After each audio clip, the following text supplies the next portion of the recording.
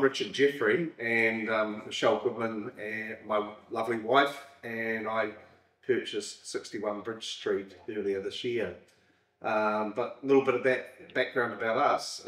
We've now lived in Ashley Clinton, just on Highway 50, for just over 7 years. So we used to have a house at Bayview in Napier, and we sort of swapped that from beachside life to country life, and have never looked back. We love the community that we're in, and Ongaonga we've found has always been it's a beautiful village, a great setting, and at the base of the Ruahinis, and also the historic element of Ongaonga, which I think the Ongaonga Historic Society have preserved brilliantly, and especially with the Coles factory opening last year and continuing projects. So when we saw this building for sale, we thought, well, we want to try and preserve its history and respect its whakapapa of who's been here before.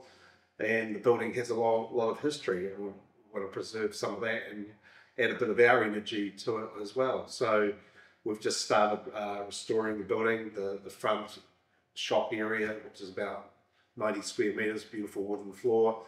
We've painted that, and that's Michelle's yoga studio. And so we've got yoga here for 5 classes a week, and it's slow and stretchy, so it's very, very relaxing and good for you. I've even taken it up myself and can touch my toes now. There's a few other of us blokes doing it, but the ladies are getting into it.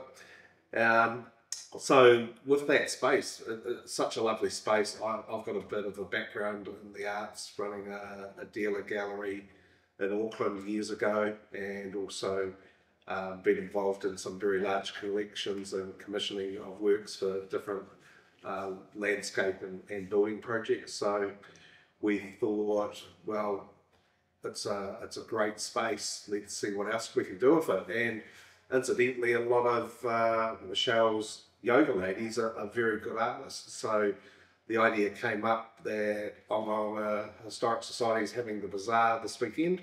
So we thought, well, let's do something that complements that, so get a bit more critical mass happening on the day. So came up with the concept of a pop-up gallery, and before you know it, I've got 10 different local artists and 75 works. And last night we had the exhibition opening. We had over 50 people attend, and actually some good sales as well, which is pleasing. And then throughout the weekend, I'm sure we'll see a lot more people.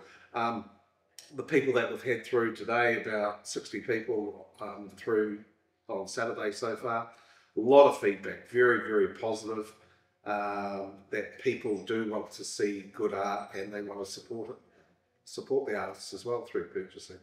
So that's one aspect. I think we'll have a wash up next week, and it'll be something definitely that will repeat the pop-up gallery concept. Whether we look at doing something more permanent, that's still out there. Then in the middle of the building where I'm sitting at the moment is what I call my boys' cave. Got a little bar, but we're looking at just doing the odd occasion. We'll get a special license and maybe do a pop-up restaurant. I've got a network of friends who are very good chefs, so when they visit, maybe I tap them on the shoulder that they need to come down here and do a night or two. And then at the back of the building, there's a bedroom and a little studio area, and we're going to look at converting that into a 2-bedroom Airbnb, and we're going to call that Harry's Hideaway, and that's in recognition of Harry White, who was the original store owner.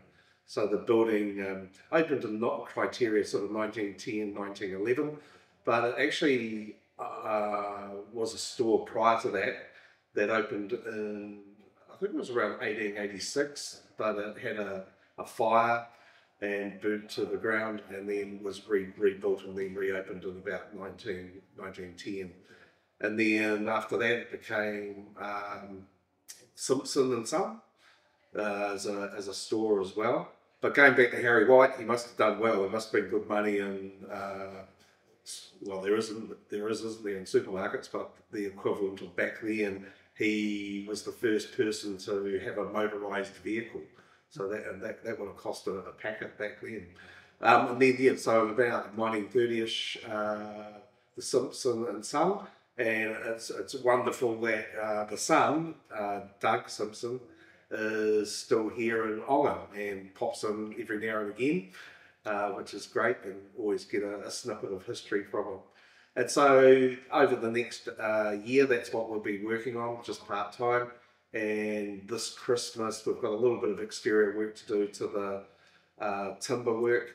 But once that's done, we're then going to repaint the whole exterior of the building in heritage colours. So we just want to do our little bit to add to the vibrancy of Onga and respecting its history, its past, and also helping it go forward.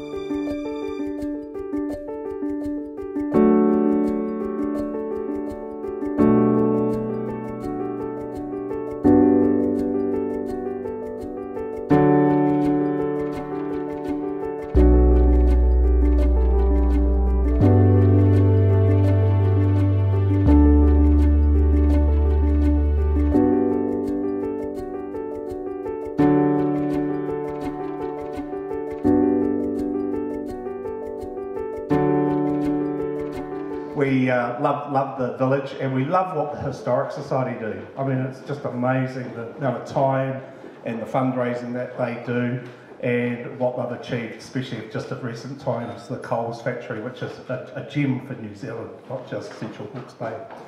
But I'd just like to thank Gina for... She's from far away waters as well, Tikakina. But I'd also like to just acknowledge all our artists that most are here. How this came about was Michelle, my lovely wife, who I love so much, is a very active relaxer. And during yoga, so this is normally a yoga studio during the day, got talking with a few of the ladies and the gentlemen that come to yoga, and said it would, people would see it be a great art space. And I'll just segue out to the side for a second, because about 3-4 years ago, when Michelle was doing the Between the Lines Book Festival, we had the privilege to host Sir Graham Sydney and Colin Marsh, who just released a book at home. And Graham said to me, he said, so what's the art scene like in Hawke's Bay, around where you are? And I've got to confess and apologise. I said, I'm not familiar with it, which, is pretty appalling, really. But where can you see the art in Central Hawke's Bay, especially at the moment? So, fast forward to the yoga, most of the artworks here are from those who go to Slow and Stretchy with Michelle. So, to the artists, thank you very much. I think you're very fast learners because there's red dots going up on stuff quite quickly. But if you do like something, there's a little price catalogue around. If they've all gone, just grab one off someone. There's also some artist profiles. Please don't remove those, they're laminated, but you feel free to read those. And if you'd like a copy of the artist profile, just email them, we'll send you a copy of it. So on that, I'd just like to thank you all very much, and please do spread the word that we're open over the weekend, especially on Sunday, because there's the Ongaonga Historic Society Bazaar. So the Coles factory is open for free, and the museum as well, and there'll be a few stalls and activities. So have a great evening, and I'll hand it back to Gina. Thank you, Gina.